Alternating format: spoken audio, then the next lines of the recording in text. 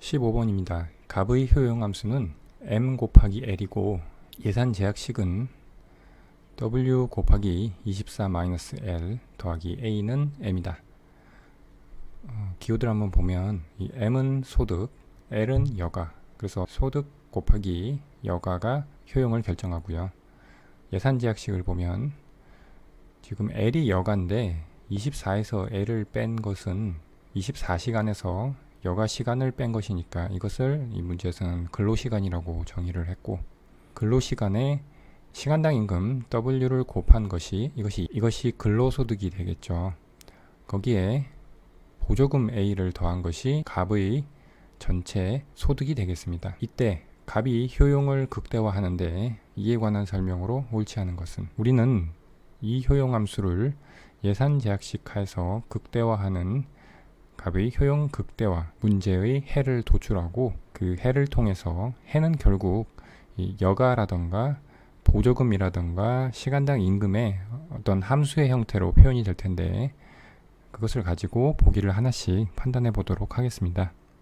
값의 효용 극대화 문제를 설정을 하고 이제 효용 극대화 1개 조건을 통해서 효용을 극대화하는 소득과 여가를 구해 보겠습니다. 효용 함수를 극대화하는 것이고요. 그리고 제약식은 이렇게 예산 제약식이 주어져 있고, 그리고 우리는 효용 극대화의 1개 조건을 구하기 위해서 여가와 소득에 대한 한계 대체율과 여가와 소득의 가격 비율을 같게 놓겠습니다.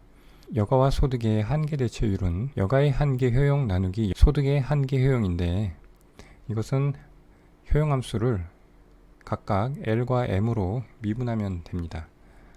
그래서 여가의 한계 효용은 이 효용함수를 L에 대해서 미분하니까 M이 되고, 소득의 한계 효용은 효용함수를 M에 대해서 미분하니까 L이 됩니다. 그리고 가격 비율인데, 여가의 가격은 여가의 기회비용이 시간당 임금이 되는 거죠. 여가를 1시간 소비함에 따라서 시간당 임금 W를 포기해야 되니까. 그리고 소득의 가격은 단위재화로서 1이 되는 거죠. 그래서 이 가격 비율은 1분의 W에서 그냥 W가 되겠습니다. 그래서 이 한계 대체율과 가격 비율을 같게 놓으면 M은 L 곱하기 W가 됩니다. 이것을 우리는 예산 제약식에 대입을 해서 이 값의 효용을 극대화하는 여가를 구할 수 있겠습니다.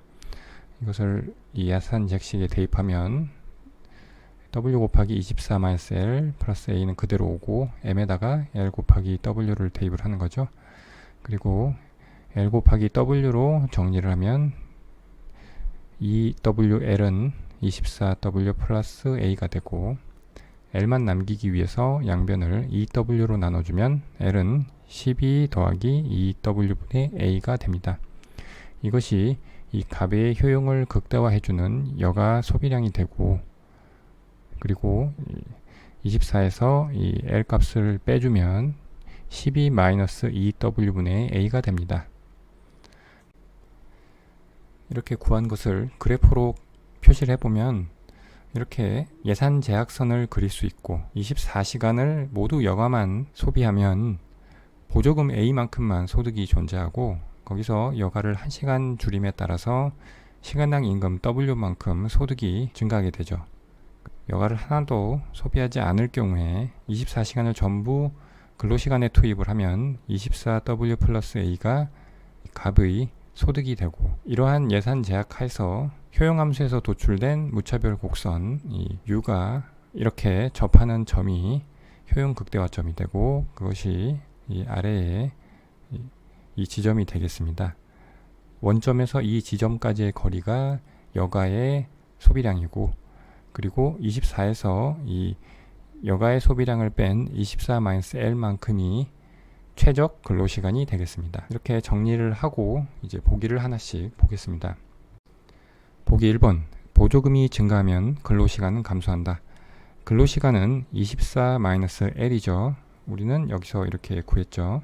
그런데 보조금이 증가하면, 지금 여기 A가 증가한다는 것이죠. 그러면 12에서 빼주는 값이 커지니까 이 근로시간은 감소하게 되죠. 따라서 1번은 맞는 보기가 되고, 2번, 보조금이 시간당 임금의 2배이면 최적 여가는 13이다. 보조금은 A인데 이것이 시간당 임금의 2배라고 했으니까 A에다가 EW를 대입하면 되겠죠. 여가는 L이니까 우리는 이 식에서 A에다가 EW를 대입하면 약분돼서 1이 되죠. 그러면 12 더하기 1이 되니까 최종 여가는 13이 됩니다. 그래서 2번도 맞는 보기가 되겠습니다. 3번, 보조금이 존재할 때 시간당 임금이 상승하면 여가는 감소한다. 여가의 식에서 보조금이 존재하니까 이쪽 항은 그대로 남아있어야 되고 시간당 임금이 상승한다. 그러면 여기에 분모가 상승하는 것이죠. 그러면 이 전체 분수는 작아지니까 여가 시간은 감소하게 됩니다. 그래서 3번도 맞는 보기가 되겠습니다. 4번, 보조금이 없을 때 근로시간은 시간당 임금에 비례하여 증가한다. 근로시간은 24-L이죠. 그런데 보조금이 없을 때라고 했으니까 이 부분이 날아가게 되죠. 그러면 12만 남으니까 보조금이 없을 때 근로시간은 12가 됩니다. 그런데 문제에서 시간당 임금에 비례하여 증가한다고 했으니까 시간당 임금과는 아무 관계가 없는 답이 되니까 이것은 틀린 보기가 되겠습니다. 그래서 답은 4번이 되겠습니다. 16번, 갑의 우하향하는 선형 수요 곡선에 관한 설명으로 옳은 것을 모두 고르면 이 박스 안에 가나다 해서 호 탄력성, 점 탄력성, 그리고 한계의 효용에 대한 서술이 나와 있습니다. 그러면 각각 하나씩 호 탄력성, 점 탄력성, 한계 효용의 정의를 살펴보고 이 옳고 그름을 따져보겠습니다. 가부터 살펴보겠습니다. 이 호탄력성에 대한 기술인데, 호탄력성이라는 것은 수요곡선상에서 두 점 사이에서 측정한 탄력성을 의미합니다. 그래서 이 왼쪽 아래에 그래프를 보시면 문제에서 설정한 대로 우하향하는 선형 수요곡선이 그려져 있고 점 A와 점 B가 있습니다. 이 두 점 사이에서 탄력성을 구하면 이 식을 보시면 가격 변화율분의 수요량의 변화율인데, 특이한 점은 이 가격 변화율을 구할 때 이 가격의 이 기준이 되는 P1, P2가 평균으로 계산되어 있죠. 만약에 이것을 점 탄력성 구하듯이 A점이든 B점이든 한 점을 정해서 그 점의 가격과 수요량만 가지고 이 호탄력성을 구하게 될 경우에는 A점의 가격과 수요량을 넣었을 때랑 B점의 가격과 수요량을 넣었을 때 호탄력성의 크기가 달라지게 됩니다. 그래서 이렇게 변형한 이 평균 값이 들어가는 공식으로 우리는 보통 사용을 합니다. 그래서 분모가 가격의 변화율인데 이 변화율을 계산할 때 기준을 이 두 점의 가격의 평균이 들어가고요. 분자가 수요량의 변화율인데 역시 기준이 되는 점을 각 점의 좌표의 평균이 들어가게 됩니다. 이렇게 호탄력성이 정의가 되고, 이것은 이 오른쪽처럼 정리를 할 수가 있습니다.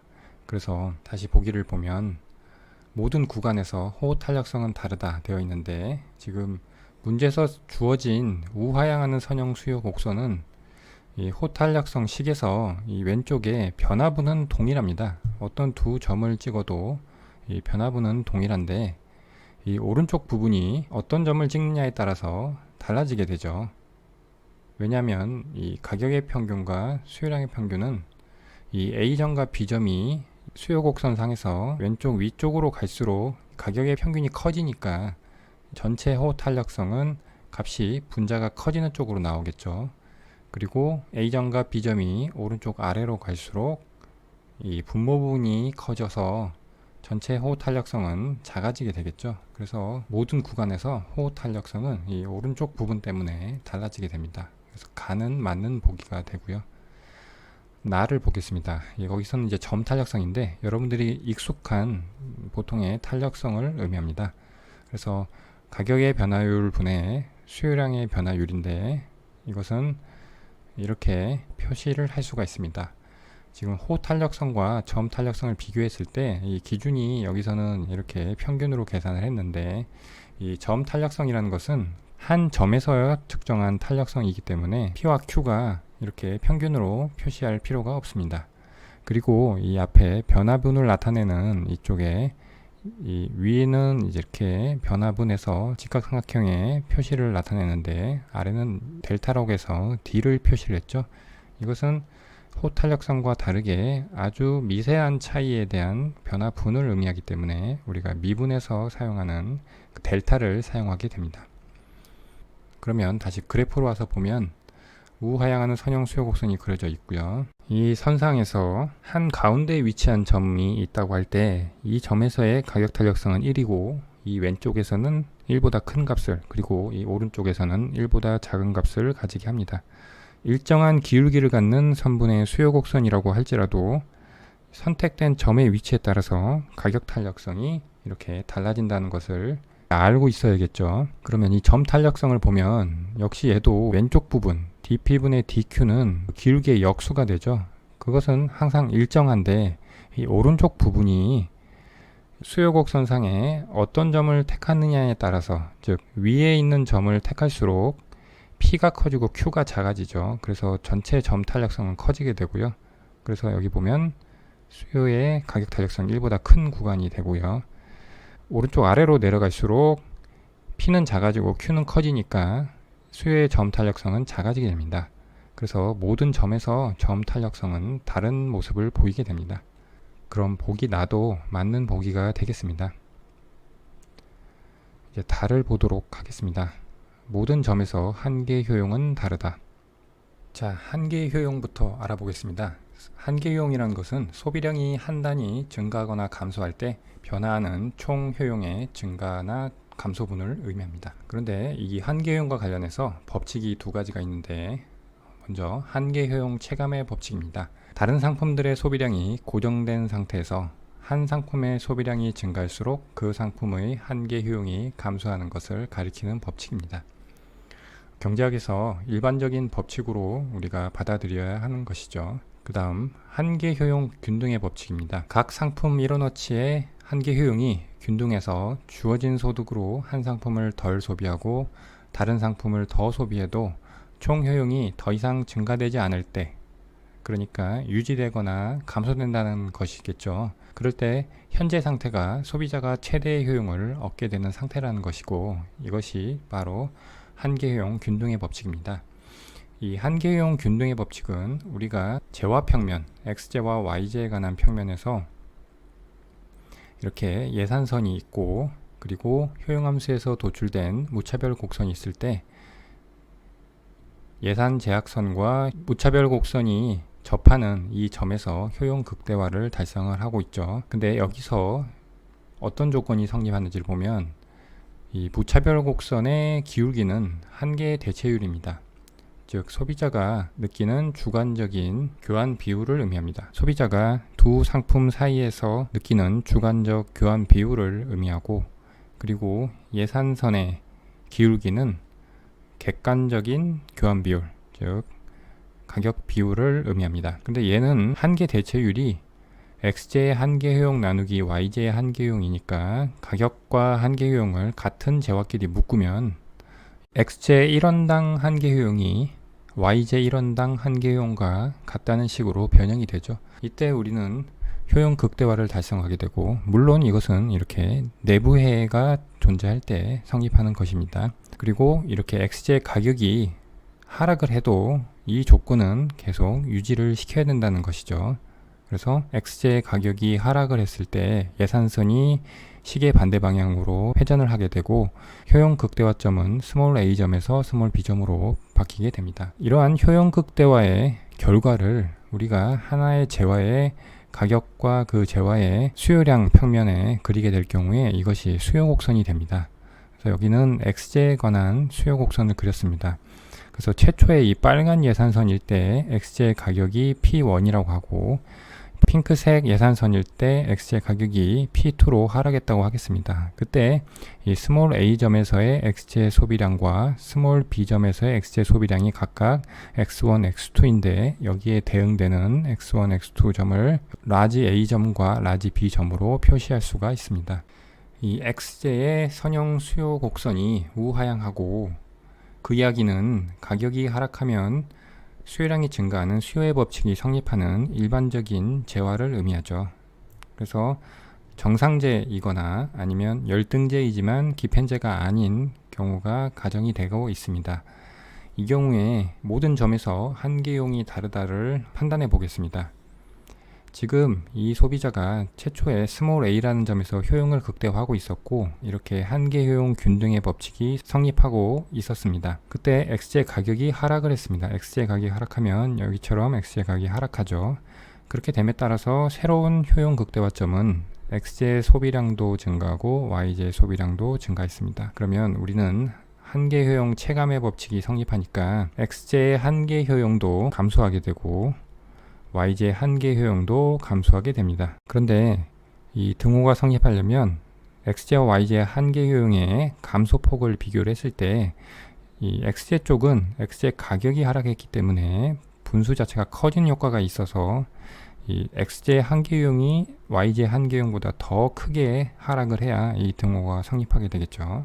두 번째 경우로 여기서는 YJ도 소득효과에 의해서 소비량이 증가하는 모습으로 그래프를 그렸는데, 만약에 YJ가 소득효과가 없다고 해서 YJ 소비량은 그대로 이 Y1에 머물러 있다고 했을 때 이 우변은 변화가 없겠죠. YJ 가격이라던가 YJ 소비량이 변화하지 않았기 때문에 MUY도 변하지 않고요. 그런데 좌변이 XJ 가격이 하락했으니까 분수가 커지는 효과가 있어서 역시 이 경우에도 XJ 소비량이 늘 때 XJ 한계효용이 한계효용 체감의 법칙에 의해서 하락을 해야 등호가 성립한다는 것을 알 수가 있죠. 따라서 YJ가 소비량이 증가하든 불변이든 XJ 가격이 하락함에 따라서 한계효용 균등의 법칙을 성립하기 위해서는 한계효용 체감의 법칙에 의해서 XJ 소비량이 증가함에 따라서 한계효용이 계속 하락해야 됩니다. 즉 우하향하는 선형의 수요 곡선에서 가격이 하락함에 따라서 XJ 소비량이 증가하게 되는데, 그 과정에서 XJ 한계효용은 계속 하락하게 된다는 것입니다. 따라서 모든 점에서 한계효용은 다르게 되겠습니다. 그래서 다도 맞는 보기가 되고, 옳은 것은 가나다 모두 옳으니까 4번이 답이 되겠습니다.